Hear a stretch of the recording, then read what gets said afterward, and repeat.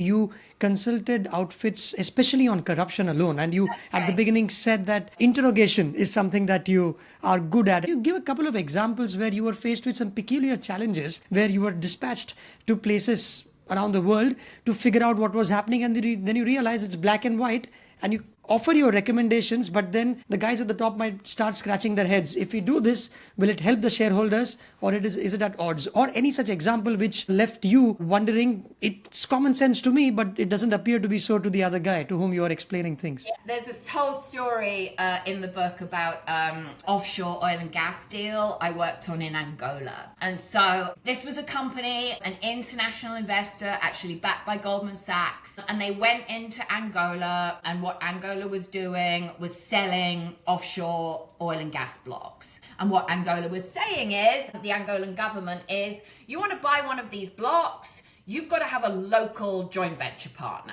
And that makes sense. You're trying to keep some revenue from this resource in Angola, makes total sense. But then you've got the government saying to this company, you need to do business with this particular company. And so what happens is that company's law firm come to me and they say, you've got to do due diligence on this joint venture partner. So we look at this joint venture partner. It's registered offshore. It's got no track record. It's a brand new business. Can't find a website. Can't find anything it's doing. Can't find the owners.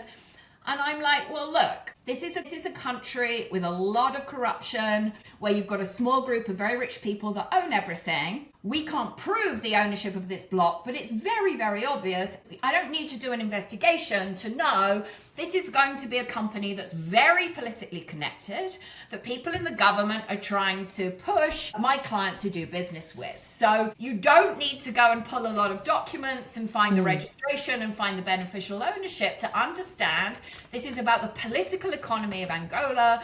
This is about it trying to get revenue from this oil block. And this is going to be someone that's friends with the president. We could not get the law firm to listen to this. They were like, go and visit the offices, go and write this document. We don't want to hear your opinion. We don't want to hear analysis of how Angola works. Just stick to the facts. We don't want any interpretation.